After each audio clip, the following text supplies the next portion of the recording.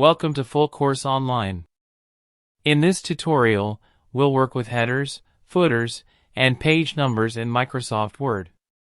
A header is the text or image that appears at the top of each page automatically once added to the document. This is a long document of 11 pages. Let us add a header to this document. For that, go to the Insert tab. Click Header. Many styles are given. Choose a style according to your requirements. Type your text, such as a title or author name. Now let us quickly add a footer. The process is almost the same. Go to the Insert tab. This time, select Footer. Choose the style. Edit it.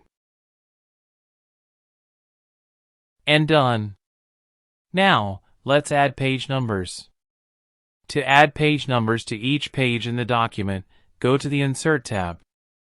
Click Page Number.